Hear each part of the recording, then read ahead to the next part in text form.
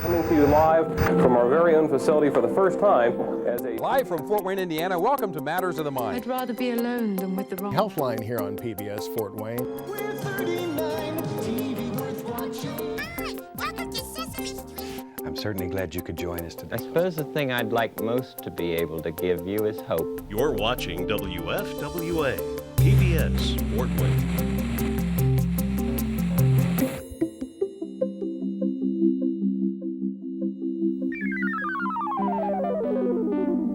This is PBS, the Public Broadcasting Service. It's always on in our house. It's always been on in our house. I grew up with Mr. Rogers' Neighborhood, with Sesame Street. I was born and raised in Fort Wayne, so PBS Fort Wayne, WFWA, PBS 39 is what rings in my ear from being a kid. Even before I started working here at PBS, I watched a lot of PBS. I am still a regular viewer of Masterpiece. I love Masterpiece. Watch it every week. All creatures great and small. Nova's been one of my favorites for forever. Historical documentaries, the American experiences. My favorite, of course, was Downton Abbey. My daughters watched PBS extensively back in the 1980s. Hi. Sesame Street was something that they watched on a regular basis. And of course, they did watch Mr. Rogers on a regular basis as well. And I'd sit there right with them and watch it. Listening to Mr. Rogers and seeing his show and just, you know, it's like he was talking to you as a kid. I always thought that was really cool. He really taught kindness. He was groundbreaking in the things that he did. I mean, before you even said diversity, equity, and inclusion, he was trying to create that on Mr. Rogers' Neighborhood. For my kids, Daniel Tiger is a big deal because he is, you know, giving them those tools. What Mr. Rogers was doing when I was a kid is the same, giving us those emotional tools. How are you doing with your tying? Took me a long time. It may be hard to imagine a time when there wasn't public broadcasting. Public broadcasting first came to Fort Wayne on January 11th, 1975. Thanks to the efforts of a few individuals who had the vision and the passion to bring a new kind of television programming to the area. PBS can trace its roots back to an early movement to offer not-for-profit educational television as an alternative to the formulaic and predictable programming of commercial network television. Oh, we're the men of Texaco. We work from Maine to Mexico. There's nothing like this Texaco of ours. Our show tonight is powerful. We'll wow you with an hour full of howls from a shower full of stars. The Carnegie Commission was tasked with finding a solution and released its report to President Lyndon B. Johnson in 1967, recommending the creation of a public television service. This resulted in the Public Broadcasting Act of 1967, establishing the Corporation for Public Broadcasting. The CPB would be a private, nonprofit corporation whose function would be to distribute government funding to public broadcasting stations and producers nationwide. One of its first official acts would be to create the Public Broadcasting Service, PBS. Tonight is what you make it, so make it good. Look for something special on your public TV station. One of the most iconic PBS shows, Mr. Rogers' Neighborhood, began national broadcast distribution in the U.S. in 1968.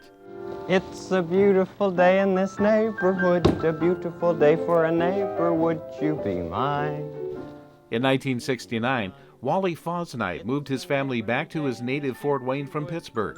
His daughters were very disappointed when they discovered they could no longer watch Mr. Rogers' Neighborhood in their new city. We had a little girl who cried because when she moved from Pittsburgh to Fort Wayne, she couldn't see Mr. Rogers' Neighborhood. And Wally, who was such a good father, decided to do something about it. And he wrote a letter, as I understand it, and the reply came back, well, you have to have public television. I just personally bonded with him. He was not the kind of individual who took no for an answer. He would always say, well, we've got to find a way to do this. I want this for my kids, my grandkids, and you know, if you live in other communities our size, I think we may have been the last community of our size, our market size, in the country to actually get public television, or one of the last. And that didn't sit well with Wally. He said, we're going to get this done. You want your children to have the best of everything. And there was a way. It would be public television. Others were experiencing the same void when moving to the Summit City. In 1970, we moved from Skokie, Illinois, where I'd been teaching with a young family, and got to Fort Wayne to take a position at the new Homestead High School.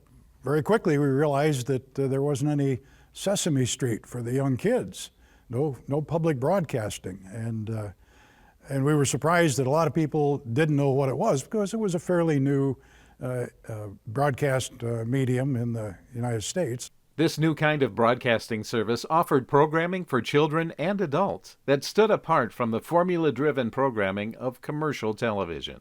It offered the finest and the best in many subject areas: history, drama. It's educational, and it's also newsworthy and also entertaining. And we didn't have it here in Northeast Indiana. We missed it when we got here. And so that was part of the drive for getting involved with an effort to somehow bring that to Fort Wayne. More and more people in Fort Wayne were becoming aware of the absence of PBS in their city.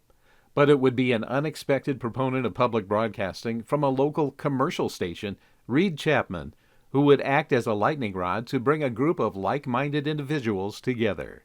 Reed was the general manager of Wayne TV, but he was also one of the most civically minded people that I certainly encountered in my young, early political life and community life.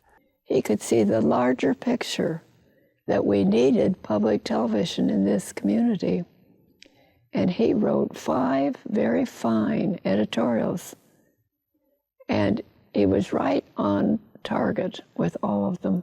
Reed Chapman took advantage of his position at Wayne TV to broadcast his ideas in August of 1970. He invited anyone who was interested in getting involved in the effort to bring public broadcasting to Fort Wayne to attend a luncheon and get organized.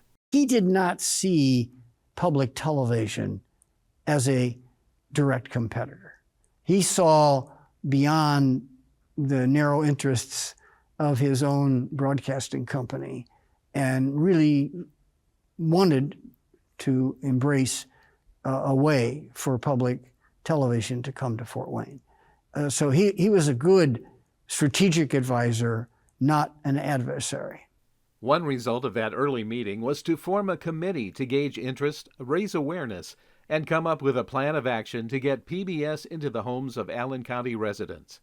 Members of that first 4-person committee were Suzanne Hall, Wally Fosnight, Don Dillion, and legendary broadcaster Hilliard Gates. We were kind of isolated. I didn't feel the community as a whole was interested at all because they didn't know about it. Once they became informed, then they became interested. There were some meetings at the library, and I went. I showed up, and I think there were probably a couple rows of seats of people there with all kinds of interest. And I think a lot of them were people who had been places where they had been exposed to public broadcasting, and so when the word went out, they showed up. As the number of supporters grew, it became apparent that a formal organization was needed to lead the effort and receive the funds being raised. The nonprofit formed on January 21, 1972, would become known as Fort Wayne Public Television Incorporated. Attorney James Prickett donated his services to charter the organization. Wally Fosnight was president, Suzanne Hall vice president, and Julia Oldenkamp from Lincoln National Bank treasurer. Julia's role was kind of as our heart and soul, complimenting Wally and me. I was kind of a young guy, go, let's go get this done, let's do. And, she was the person that, well, let's consider this, let's consider that, which was very important. One of Fort Wayne Public Television's first official acts would be to hire Princeton graduate Graham Richard. This was 2.5 decades before he would be elected as mayor of Fort Wayne. I was retained as a consultant to help figure out how to bring the wonderful programming that many of the families wanted, including my own. And then that led to the discussion about a full-fledged campaign for fundraising. And so we reached out to many of the existing educational broadcasting, television, radio, and had some visits, made a lot of phone calls, and then also talked with funders. We have some generous individuals in our community who gave a lot of money to get us off and going. Many times it was moms who they visited their family in Indianapolis and, well, they get Sesame Street, why can't we? So it was leveraging that, small dollar contributions, but the bulk of it we raised from individuals, families of significant means who wanted to make this happen. The newly formed Fort Wayne Public Television was working diligently to raise awareness and money to bring public broadcasting to the city. At the same time, local PBS enthusiasts were using their best rooftop TV antennas to pull in the faint, fuzzy signals being broadcast from distant cities. I picked up channel 57 out of Bowling Green, Ohio. I got a couple of my friends at Magnavox, two of my engineer friends, a fellow by the name of Fred Billman and Bob Hudson. And we lived in different parts of town, and we would build and buy antennas and try them out to see which ones were the best for picking up channel 57. And I built a Yagi cut to channel 57's wavelength. The Bowling Green signal was, they had just recently upgraded, was the reason why suddenly we were being bathed with a fairly strong signal. People over in eastern Allen County would be able to pick them up easily. If you lived in the city here, it would be more of a task. They were experimenting and trying to find the strongest signal that they could bring in because people wanted public broadcasting. They wanted to get the programming. Another Magnavox engineer who was also tuning into the PBS programming coming from Bowling Green was senior staff engineer Walter Dean. He advised Fort Wayne Public Television that it might be feasible to receive the signal from WBGU Channel 57 and rebroadcast the programming locally using a translator, which would amplify the signal on a different channel, making it possible for viewers in Northeast Indiana to watch PBS. The first step would be to test for the best broadcast reception. Going up the top of the Indiana Bank building with two other people, holding an antenna and a field strength meter just to see what we could pick up from Bowling Green, how strong and how steady it was. That was, of course, the answer we needed if we were going to do a translator. That turned out to be the most economical and, for our purposes, by far the speediest. The translator, I think, had a fairly low dollar figure associated with it, so you could put one of those in for a lot less. It was a much reduced red tape, if you will, and the time frame for raising the money, building the translator tower, getting the translator up, all of that was one of the reasons we really wanted to use the translator approach.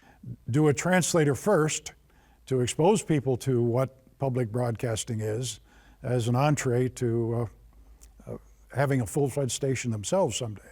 We chose to do that to get the service in the community, even though some of the programming was going to be Bowling Green State University related. And that didn't sit well with some of our folks in Fort Wayne who were saying, wait, that's over in Ohio and it's not even close. Despite some reservations, the group forged ahead. A fundraising goal was first set at $63,000 to build the translator and tower. The goal was later increased to $80,000 to purchase a more powerful transmitter, which would carry the broadcast signal farther, reaching more homes in the city and surrounding community. The first major donation to the project came from Lincoln National Bank. In this picture, President Robert Morrow presents a $10,000 pledge to Suzanne Hall and Julia Oldenkamp to help kick off the fundraising campaign. The goal was met in 1974.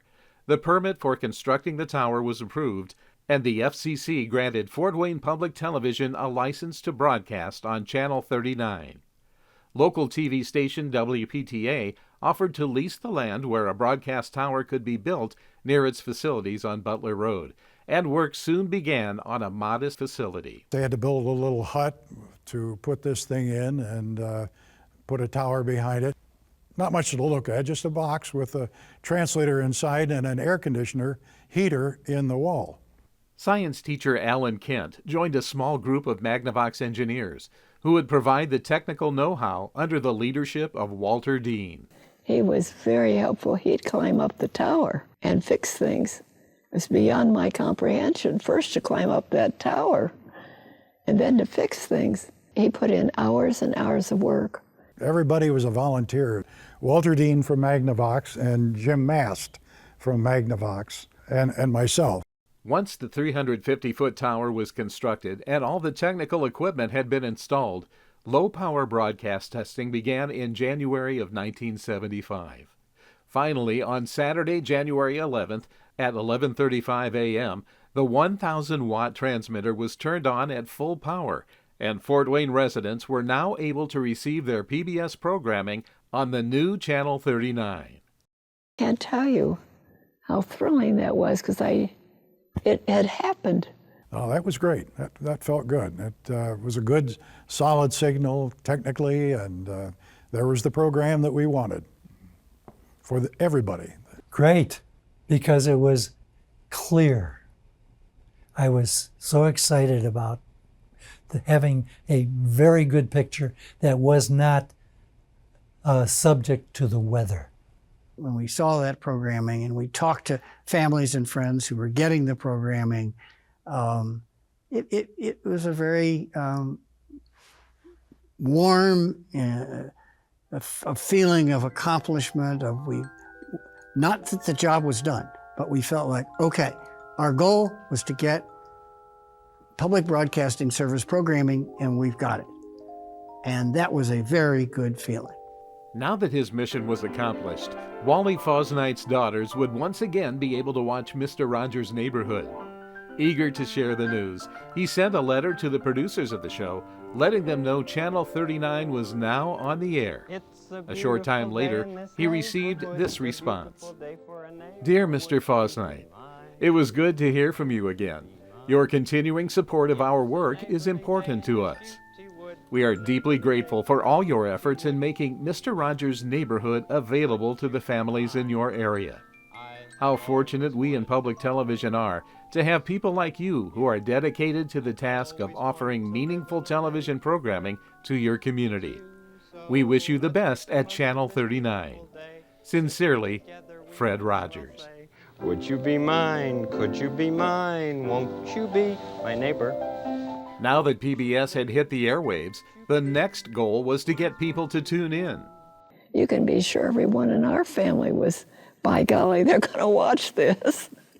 When PBS signed on, the one thing I can remember is you heard about it, but nobody really, there wasn't a real huge awareness about it. Like, hey, we got a PBS station, but people kind of found it by accident. One of my buddies at Magnavox, he was, I was telling him about this, and he wasn't too excited about it. I said, well, just try it and see what you get. Well, he got on the night that they were running Monty Python, and he became a member right away. That definitely was my gateway into PBS. So watching Monty Python, it just got funnier each time. I don't know. Mr. Wentworth just told me to come in here and say that there was trouble at the mill, that's all. I didn't expect a kind of Spanish Inquisition. Nobody expects the Spanish Inquisition. This is a time when there were 3 channels. There wasn't even a Channel 55 here back then. And so the fact that there was a 4th channel and there was some new kind of programming on, and it was supposed to be really funny. And I remember the first time I watched it, I got it. I mean, it was funny and different. And I think one of the attractions too is my dad's kind of standing over my shoulders, and he's got a cup of coffee and he's going, what are you watching here? And I go, it's Monty Python's Flying Circus. And he just kind of goes, huh, It's weird. And then he went down to the basement. I'm a lumberjack and I'm okay. I sleep. Monty Python was a half hour, and then they would go into promos for like the next show. And I think immediately after Monty Python was Nova. And the thing that got me was you were watching an entire hour of television without commercial interruption. The quality of the presentation and things that we did not otherwise see. I flipped on the television and a show came on called In Performance at Wolf Trap. And I completely unexpected in the middle of an afternoon in the summer, and the artist they had on was John Prine.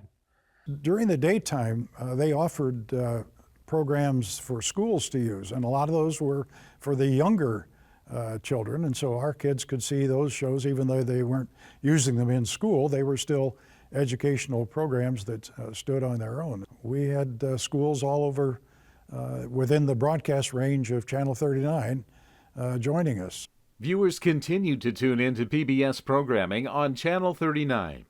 In 1984, a new transmitter site building was built with a 749-foot tower near the intersection of Hillegas and Butler Roads. In 1985, a change was made to receive a microwave signal from WFYI in Indianapolis instead of WBGU in Bowling Green.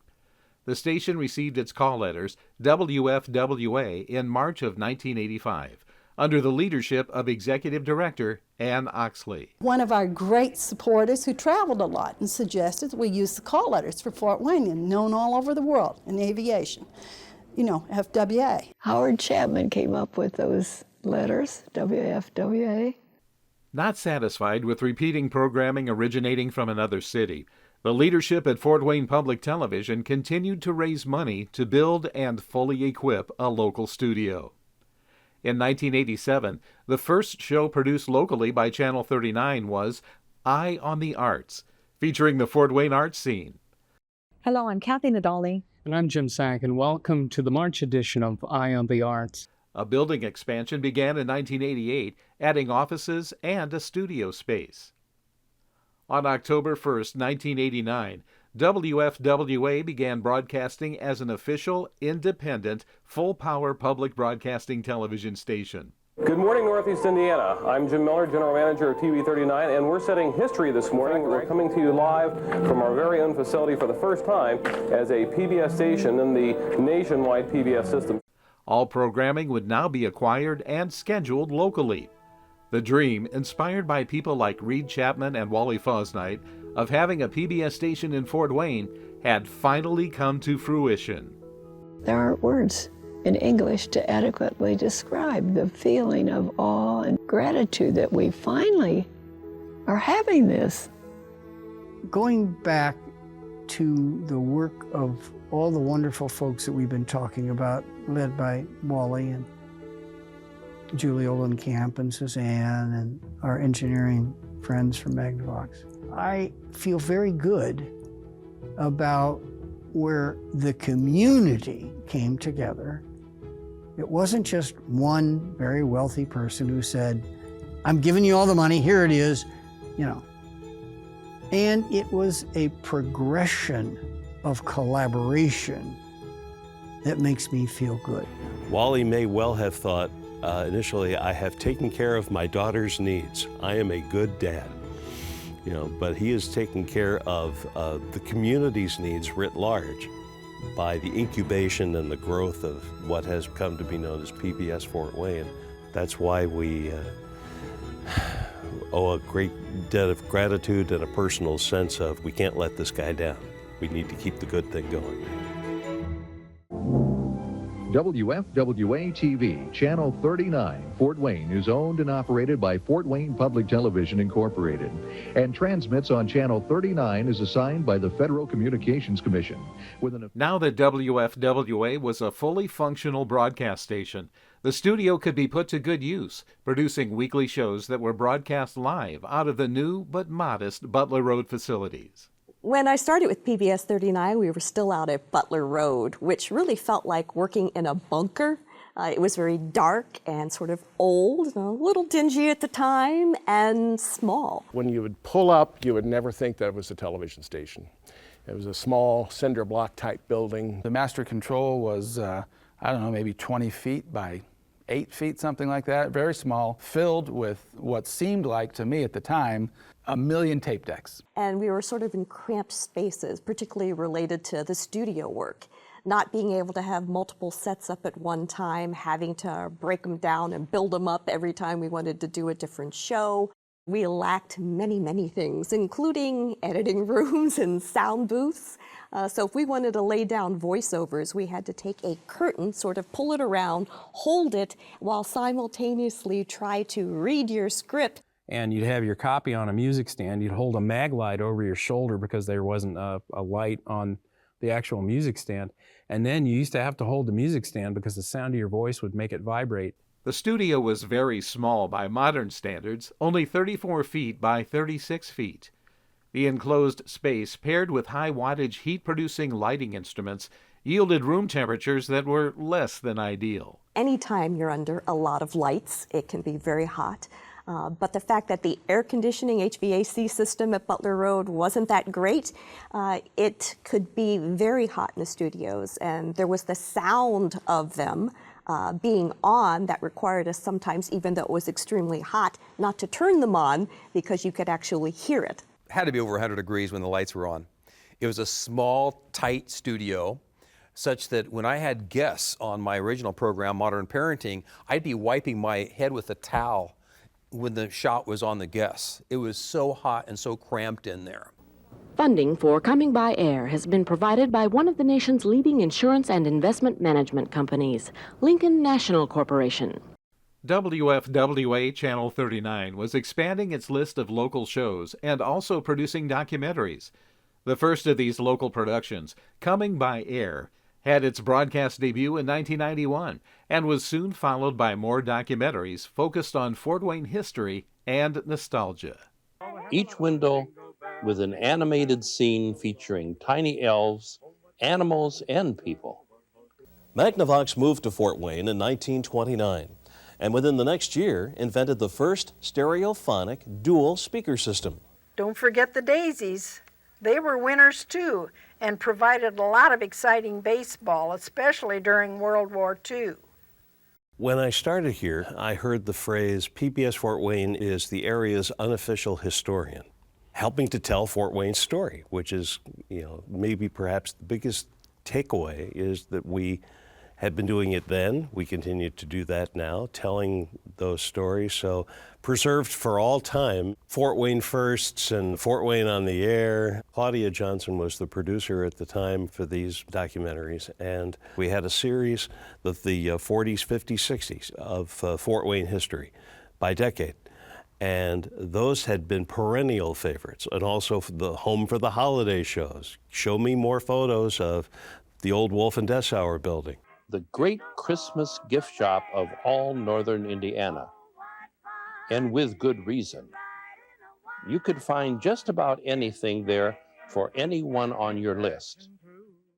Boy, does this program bring back memories. I remember growing up, it was a tradition in our family to watch Andy Williams every single Christmas. And here, PBS 39, we are under 30 seconds to go. Remember, we only have 5, so you better call right now. Tracy, how are the phones doing?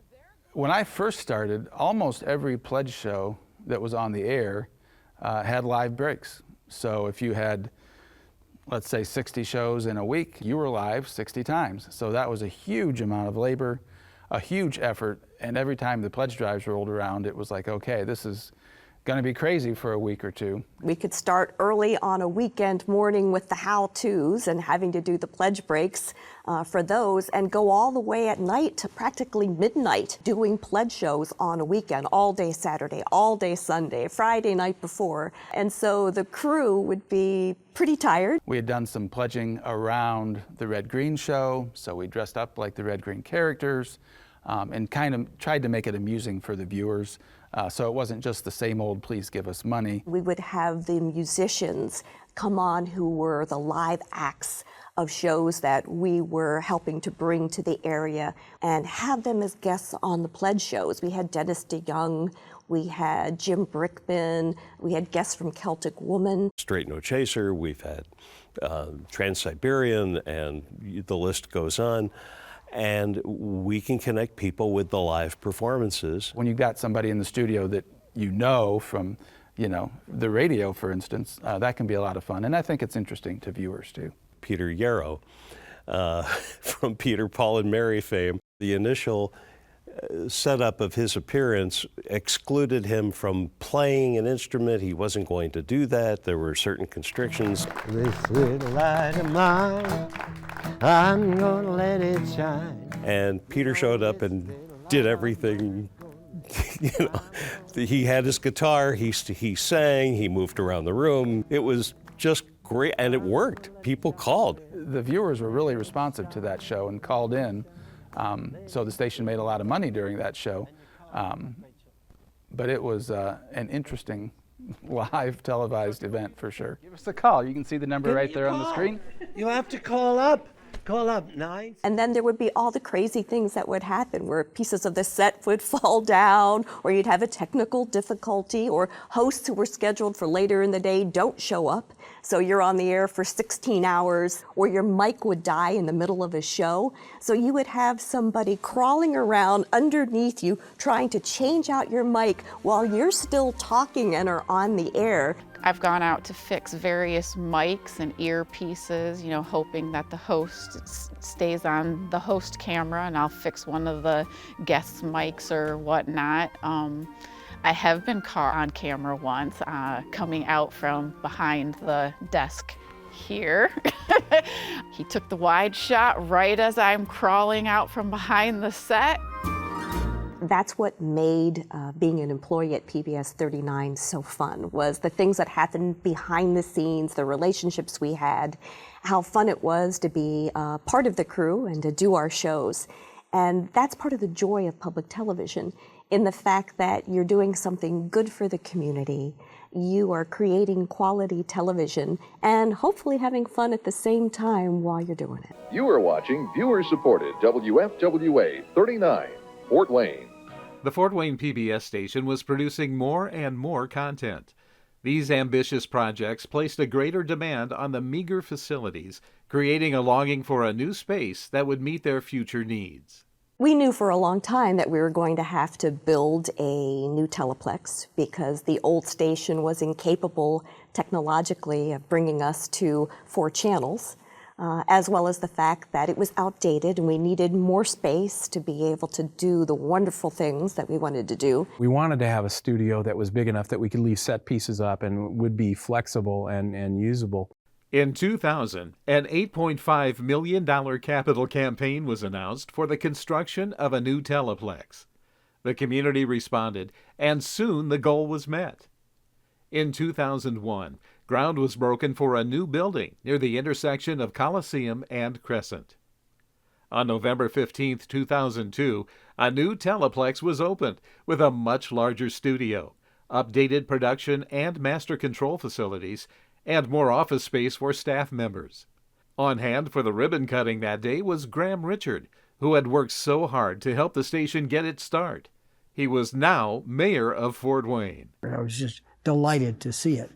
The young child had gone on to become a very successful adult.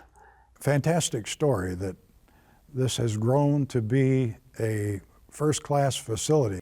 PBS Fort Wayne has the largest single studio in Indiana, with 5,400 square feet of usable space.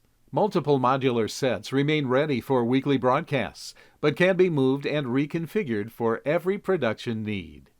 We've got a studio right now with a ceiling that's about 3 times higher than what we had over on Hillegas and Butler Road. The entire original building would fit inside of our current studio alone. We have such a massive studio. Even anytime we have guests come in, they're going, oh my gosh, look at this studio. We are so fortunate. The first thing I felt when I came into the bigger studio here was the air conditioning. And I love it when we keep it nice and cold in here. The lights aren't nearly as hot as they used to be 25 years ago. The new larger studio allowed the production team the flexibility to have several shows a week. Hello, I'm Jennifer Blomquist. I hope you'll make it a point to join us this coming Tuesday evening for our next edition of Healthline. Live from Fort Wayne, Indiana, welcome to Matters of the Mind. PBS Fort Wayne currently produces 6 weekly shows, And 4 of those are live programs that take calls from viewers. It has not only been extremely important to have those shows, those local points of connection, but it's also proved itself to be rather unique within public television nationwide. Most stations are lucky to do 1, maybe 2 live shows a week. I was an on-air host here at PBS 39 from 2001 to 2008. I hosted Healthline, Primetime 39, Senior Spotlight, A Closer Look. They've been an important part of our identity because we don't have a nightly news, so this is the way that we can interact directly with our viewers in the community. The opportunity for live call-ins are so different than just hearing news snippets and sound bites that only last a few seconds long in news shows. Being able to break that fourth wall and allow viewers in to feel participants in a show like Primetime, that's huge. We are here for the viewers. As a host of Healthline, I consider myself a ringmaster of a 3-ring circus. And the reason why I say that is because I have a guest I have to accommodate, I have to pay attention to, I have to ask questions, get the answers I'm looking for. I'm also at the same time watching the teleprompter giving me the signal that we have people on our telephones. And the nice thing about the live call-ins, I don't know what the topic's going to be.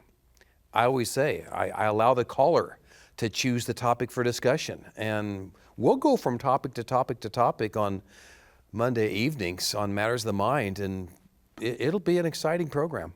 Then the phone rings and it's a caller asking question 4 on your list, and you were still on question 2, or it brought up a totally different topic, and the next thing you know, you're in a different space. It can totally change the direction of the show. We may be having a certain topic. Maybe we're talking about, for example, estate planning. And then somebody will call in and say, well, I had a traffic accident 8 years ago. Do you think I can still get some money back? It is kind of interesting, and that's okay. It is live. There's a couple of second delay, but sometimes things slip through regardless, and you're having to react to whatever happened in that regard. And sometimes they could be funny. Sometimes what they said might be obscene. We have a screener. The phone calls come in. It was always interesting talking to the different people calling in for the different shows, trying to read if they were going to get upset on air. I've had people get through before, as a phone screener where I call it duped me. They had a legitimate question and I get them out on air and they ask their question and then all of a sudden something happened. My responsibility is to monitor what's being said. If any of the naughty words come across, then it's my job to cut the audio. Sometimes we hit hot buttons among our viewers. I mean, the phones will look like they're light, and then all of a sudden a subject comes up and then they're ringing off the hook. Thanks for your call. Let's go to our next caller. Hello, Dale. Welcome to Matters of the Mind. Ann, are you still on the line? I sure am. Oh, thank you for waiting. We want to talk to you. We want you to be the star of the show. That partnership with the viewership is everything. It would only be half a conversation if they weren't here. Senator Holdman, Representative Heine, Travis, Dave, thanks for joining us. I think the most volatile show in regards to having live call-ins, of course, was always Primetime 39. Since that was a political program and people feel passionately about their politics. It's not Crossfire. It's not Face the Nation. Your intention is not to incite, but inform. And if you can have it be expositional, so you're the sponsor of Bill 123. Tell us about that. We have the ability to really be able to talk about topics with substance versus just skimming the surface of it. I think that was the success of it in many ways, is helping viewers understand as best as possible from the authors and lawmakers themselves the contents of the stuff that they were passing, and what is that going to mean so many months after the session ends when any of those proposed bills become law. the Republicans and the Democrats, both parties felt very comfortable being on the program because they knew that we were non-biased. There are no gotchas, and even as phone calls come in, we're monitoring to ensure that it's civility, of which there is precious little, and thankfully public television has good stock of that. Matters of the Mind is a live call-in program where you have the chance to choose a topic for discussion. Matters of the Mind is an opportunity for anybody in the general public to either just listen to a psychiatrist talk informally and casually, and that's what you're trying to increase with the treatment of ADHD. I was asked back in 1998 to host a series on PBS called Modern Parenting. And it was a 13-week episode where I'd bring on local therapists as guests, and we'd take calls from people having parenting issues. Well, from there, Claudia suggested that I just do a psychiatrically based program, and I was thrilled to do that. We did about 6 months worth of very specific topics like depression, post-traumatic stress disorder, panic disorder, eating disorders. And after doing that for about 6 months, the question was, you know, why don't we just start doing a live call-in? So the live call-in is what really took off and continued over the course of the subsequent 26 years. Some of them do get across the blood-brain barrier, and they can cause you to have some memory disturbance. I had some well-meaning colleagues back then. They told me, you have no business going into broadcasting and doing a live program where you get real calls. What's the matter with you? They're going to call about all sorts of things. You're going to lose your credibility. You're going to be embarrassed on the air. You can't do a live call-in with a psychiatric topic. I thought, well, you know, I'll give it a try. Back in the 1990s, when I started Matters of the Mind, there was a tremendous amount of misperception about what psychiatrists did. There's a lot of mystique to what psychiatrists did. Think about mental illness as being something that affects this brain of ours in a similar way that heart disease affects the heart and kidney disease. I began it with this model of the brain. A mental health issue, a psychiatric condition, is related to a brain abnormality. That's where it starts. So I talk about generalities concerning, well, what somebody might be enduring with their silent suffering of a psychiatric condition.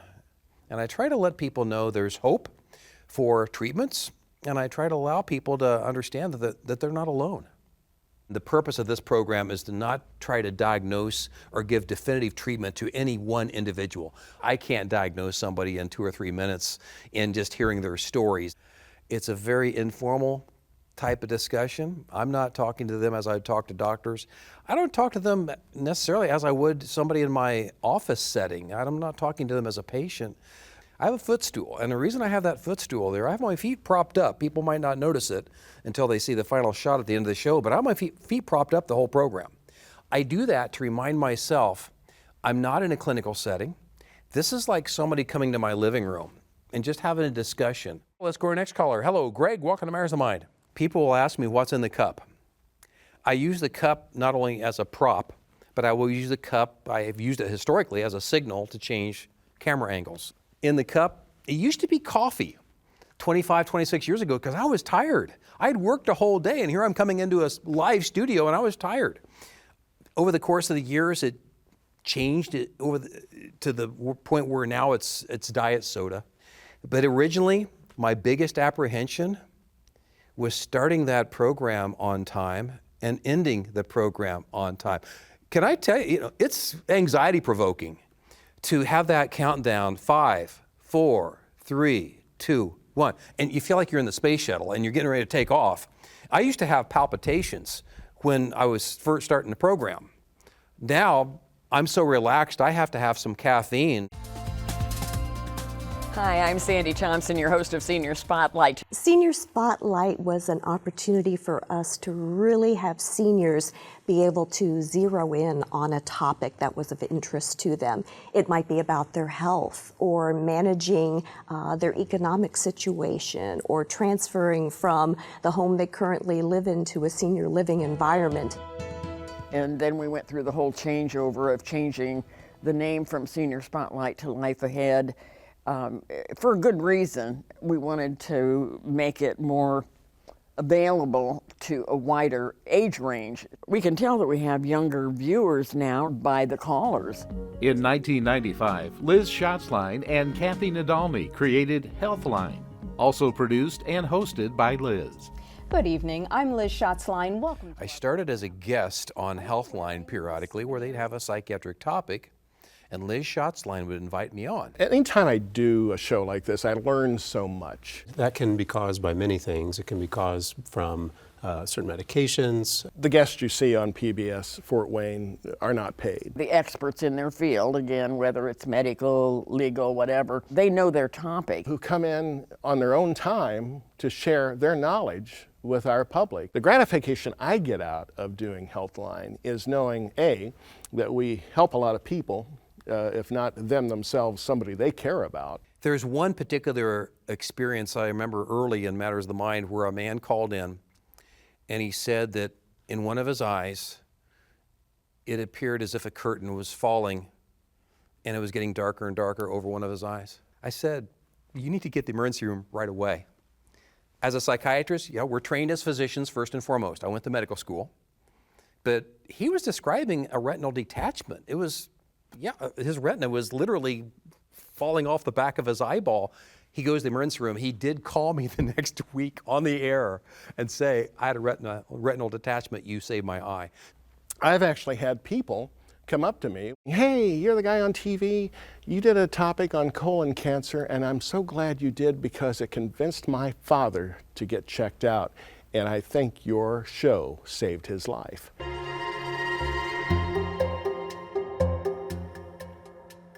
On Wednesday of this week, the United States surpassed 100,000 deaths attributable to the coronavirus pandemic. In the spring of 2020, PBS Fort Wayne stepped up with all of its resources to be a broadcast hub for information on the COVID crisis. Round up all the credible sources and find a way to have them in the room, not only to provide the right information, but to distill it, because this thing was changing daily. Just getting to the bottom of this thing, because we had an hour, we seized an hour every week to bring people up to date. Right now the recommendation is open your mail as usual and just wash your hands after you open it. And we had so many experts in the studio, doctors, people from the boards of health. The head of the Allen County Health Department, bringing folks from the major hospital groups together. Everyone dropping the pretenses, getting in there, here's the information, and filling the phone bank with medical personnel. We expanded Jay Favre's presence through the week to discuss mental health as well as physical health.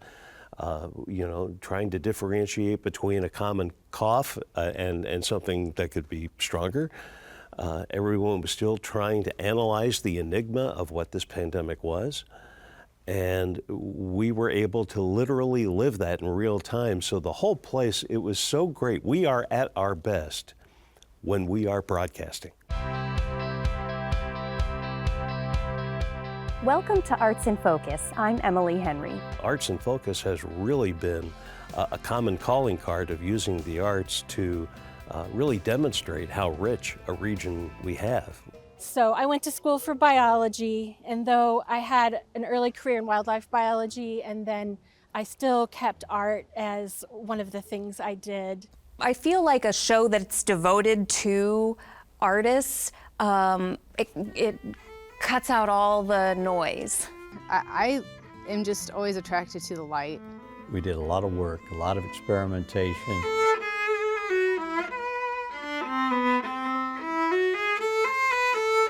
We don't have to focus on anything else.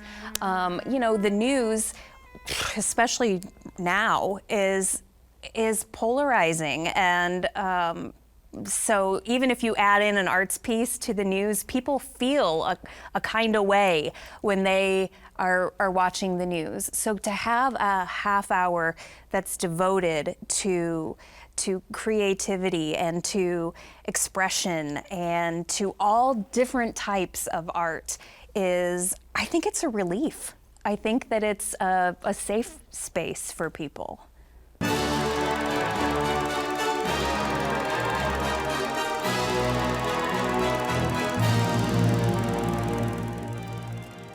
Welcome to Subterranean Cinema. For years, we had people asking, why don't you guys do a classic movie series? And we had looked around, shopped around for one, and they were all really expensive. And then Lakeshore Public Television had sent out a notice that they had acquired a classic movie series, and now they were licensing that classic movie series. And it was a whole lot less expensive than anything that we had shopped around with before. Who's that coming down the thoroughfare? Medallion there be, but medallion I ain't cotton or nose away. So we thought this would be the time to finally do that classic movie series. And then we thought, well, while we're doing this and going to all this effort, we may as well shoot little intros and outros. So we try to make it fun and make it light for the viewers, and it's kind of a description of what the movie is all about, but we're not too serious about it. Tonight, I am joined by none other than Logan Nicloy, or as I like to call him, Pirate Steve. And that film was, of course, the critically acclaimed Psycho. You're watching Subterranean Cinema, only on PBS Fort Wayne. Bah, humbug. You know it's Christmas time, right? Yeah.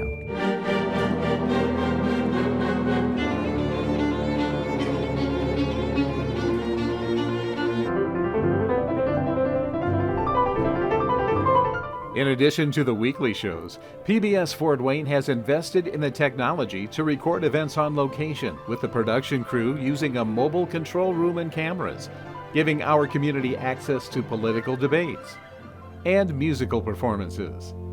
One annual favorite is the holiday concert at Purdue Fort Wayne.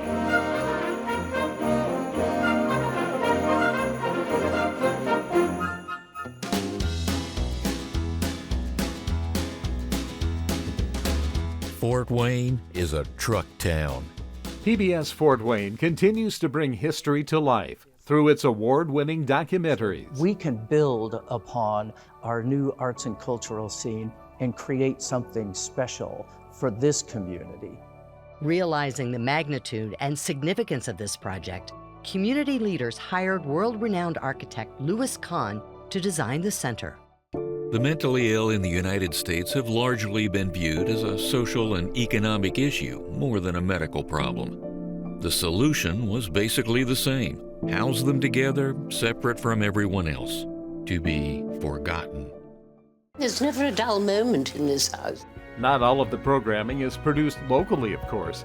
Much of the iconic PBS series and specials come from a variety of different sources. PBS doesn't make any programming per se. They contract with other member stations. They work with independent producers all over the country, all over the world, really. Every local PBS station is responsible for buying its own programming. Programming is roughly $600,000 a year. Part of that is what we have to pay the PBS parent company, and then all of those independent producers like the BBC. PBS Fort Wayne has always relied on member support for the majority of its funding, and now our reliance on your generous support is greater than ever. People have a misunderstanding about the level of government support that goes to public television stations. We do get some federal funding, we get funding from our underwriters, but an extremely important part of that whole thing is the viewers that make those phone calls and donate their financial support to the station. And when we say we couldn't do it without them, it's literally true. If you watch us for free and you like us for free, how about, on pennies on the day for watching, can you monetize that, call it a pledge, and let someone know? I'm grateful for the generosity of my friends and other individuals I don't know and businesses who've made all this possible. My grandpa, my dad's dad, was a huge proponent of public broadcasting, and he always said if you consume it, then you have to contribute. You are watching viewer-supported WFWA 39, Fort Wayne.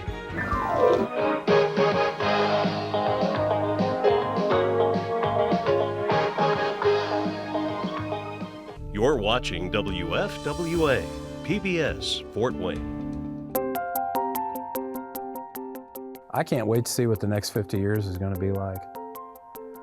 I can't imagine a TV or a media universe without PBS in it and without our station locally in it. I think it's so great we have such an institution as public television for the country. To have a PBS Fort Wayne and to have now multiple versions of a PBS Fort Wayne. Well, I think it's important because it's the last locally owned television station in any state. Your PBS station is the only station that you can call them up and talk to somebody that makes decisions. We're working for our viewers. We're not working for corporate stockholders. We're not working for, anybody else pulling the strings. It is very hard in this day and age to have credible journalism that is unbiased, that is nonpartisan, and that truly tells you as it is. That's very important today. Maybe more important than in any time in the history of broadcasting. Public television is one way of keeping you a thinking person. To me, it represents a place where you can see the arts, you can be connected. We have the local programming that PBS Fort Wayne has. We have Masterpiece, we have Ken Burns series. And I don't care what religion you are, what political affiliation you are, you're always going to find something on PBS and PBS Fort Wayne. The success of this place is a shared success because somebody cared. And that caring, that's the prescription for a strong station.